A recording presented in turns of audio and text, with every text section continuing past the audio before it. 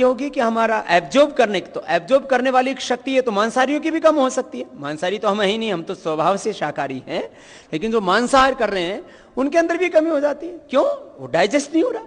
तो आपका डाइजेशन ठीक है तो आपको जो है किसी विटामिन की कमी नहीं होगी।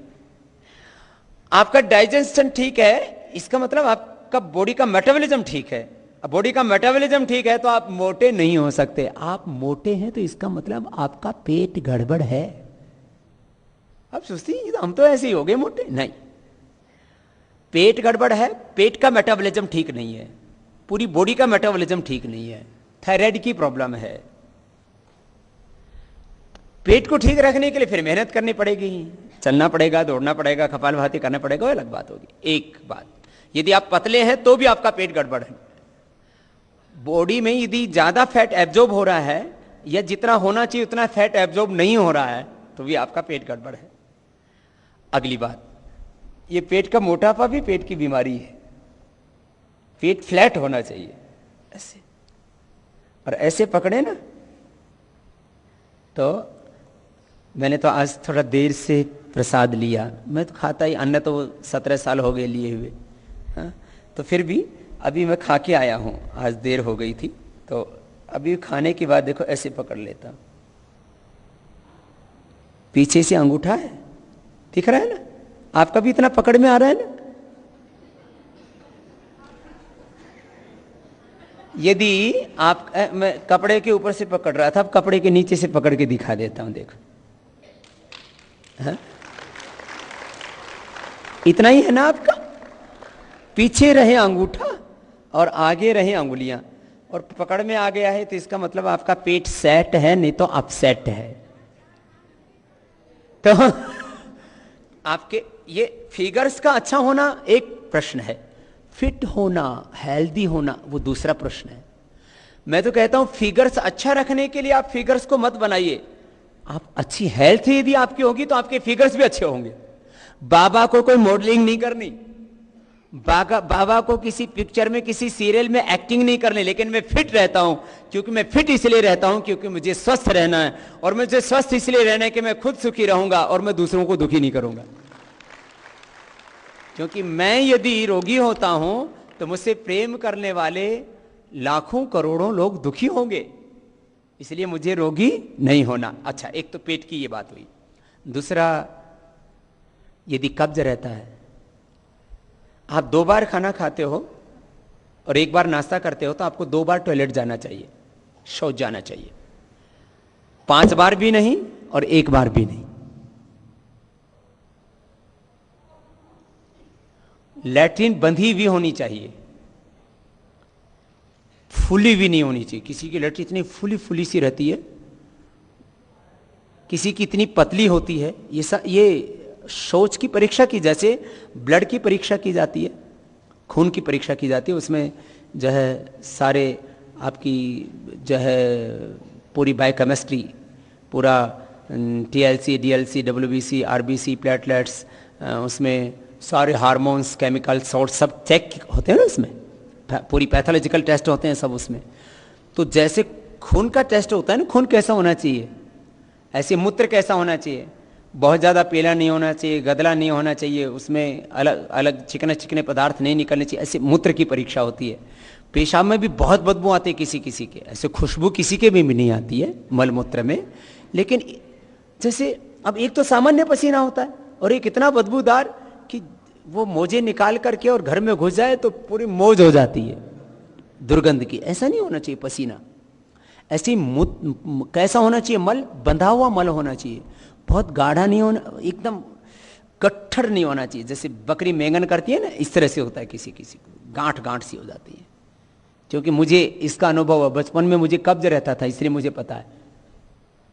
फिर गांठ गांठ हो जाती है मल, किसी का मल सूख जाता है बहुत, किसी का मल बहुत पतला पतला, फिर किसी को 3-3 बार जाना पड़ता है टॉयलेट। फिर किसी को लैट्रिन के साथ चिकना चिकना पदार्थ निकलता है, उसको आंव संग्रहणी बोलते हैं, अंग्रेजी में कोलाइटिस बोलते हैं उसको। फिर इसमें ब्लड भी आने लग जाता है बाद में, तो उसको अल्सरेटिव कोलाइटिस बोलते हैं। ये स्थिति नहीं होनी चाहिए। तो आंव संग्रहणी भी, कॉन्स्टिपेशन भी नहीं होना चाहिए, कोलाइटिस भी नहीं होना चाहिए। और जो है एक बार में लैट्रिन हो जाए। जैसे आप यूरिन करते हो तो ऐसा तो नहीं कि रुक रुक के होती है, एक बार बैठे और पूरा पेशाब हो जाता है। यदि रुकता है तो इसका मतलब कुछ इन्फेक्शन या कुछ दिक्कत है। पुरुषों को यदि रुकता है तो प्रोस्टेट की प्रॉब्लम है, लेडीज को रुकता है तो यूरिनरी ब्लडर की कोई प्रॉब्लम है, वीक हो गया आपका यूरिनरी ब्लडर, तो फिर खांसते समय और उस समय जो है आपको यूरिन लीकेज की प्रॉब्लम होती है। तो जैसे यूरिन एक बार में हो जाता है ऐसे ही लैट्रिन एक ही बार में हो जानी चाहिए। और फिर एसिडिटी नहीं होनी चाहिए, गैस नहीं होनी चाहिए। थोड़ा बहुत गैस बनना स्वाभाविक है। दुनिया में शायद एक भी आदमी नहीं होगा जो कभी एक बार भी जिसने अपान वायु ना छोड़ा हो कि कोई ये कहे कि मुझे तो दुनिया में जिंदगी में एक बार भी गैस नहीं बनी, तो इसका मतलब वो झूठ बोल रहा है। थोड़ी बहुत तो बनती है सामान्य, वो तो निकल जाती है, कोई बात नहीं। लेकिन किसी किसी को इतनी गैस बन जाती है, फिर वो यहां चढ़ती है तो यहां दर्द होता है, फिर दिमाग में चढ़ जाती है, और डकार तो ऐसे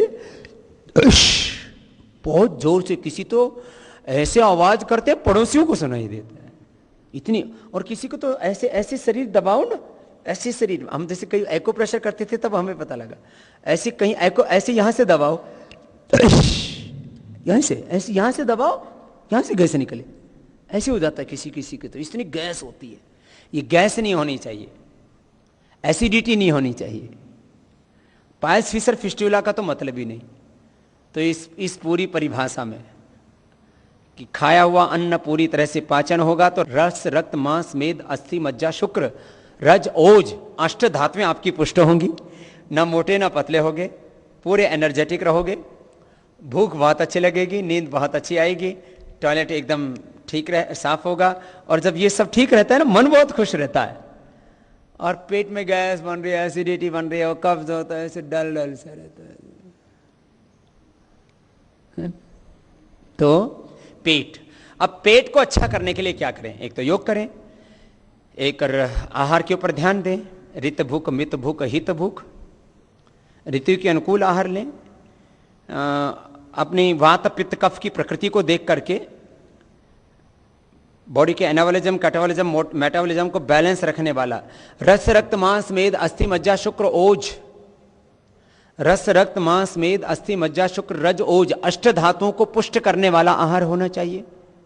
वृद्ध आहार नहीं होना चाहिए और संतुलित मात्रा में होना चाहिए, और वो संतुलित आहार होना चाहिए, उसमें सब चीजें फुलफिल होती हों। ऐसी 5-7 चीजें हम खाते हैं तो उसी से फुलफिल हो जाता है पूरा ऐसा। अब इस संदर्भ में थोड़ा प्राकृतिक चिकित्सा का भी पक्ष जानते हैं। भोर में उठ करके उषापान करना, चाय ज़्यादा पीने से एसिडिटी बनती है, चाय ज़्यादा पीने से फिर मोटापा भी बढ़ता है, चाय ज़्यादा पीने से फिर और भी बहुत तरह की प्रॉब्लम्स आती हैं, स्किन की डिसऑर्डर्स भी होते हैं। और जिस तरह से हम चाय पीते हैं उबाल उबाल करके, चाय जो इसके गुण बताए जाते हैं, जो हम पढ़ते हैं ना इधर उधर मैगजीन्स में पढ़ते हैं, इंटरनेट पे पढ़ते हैं, बुक्स में पढ़ने लगते हैं आजकल, तो ये जो चाय के गुण जो हैं वो हैं हरी पत्ती के। और हरी पत्ती वाली चाय 99.99% लोग नहीं पीते। 0.01% चाय की हरी पत्तियां जो आसाम में और दार्जिलिंग में होती हैं, उसकी हरी पत्तियों वाली चाय, वो उसमें ही टेस्ट ही नहीं आएगा जिसके कारण से आप लोग पीते हो। ये क्या करते हैं, इस चाय की हरी पत्तियों को लेकर के, ताजी पत्तियों को ही, हर जो टी गार्डन होता है उसमें उसका प्लांट लगा होता है, मैंने खुद जाकर के देखे हैं।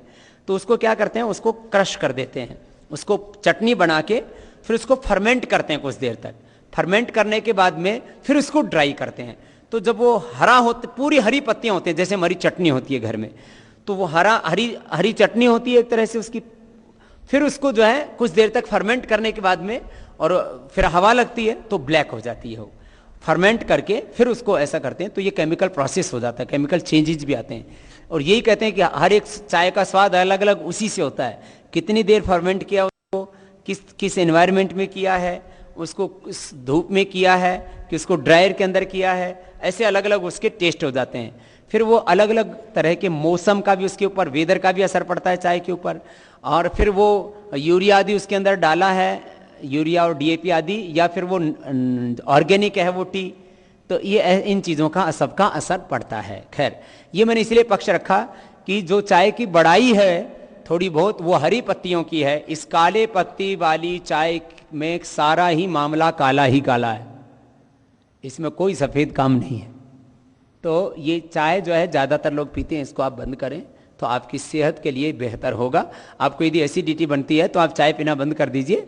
2-4 दिन आपको सिर दर्द होगा तो थोड़ा बादाम रोगन डाल लेना, अनुलोम विलोम कर लेना, सिर दर्द बंद हो जाएगा। क्योंकि उसके अंदर जो हानिकारक तत्व होते हैं। डॉक्टर साहब इनको चाय के गुण और बता दीजिए थोड़ा सा, तो जिससे कि चाय पीना टोटल बंद कर दे।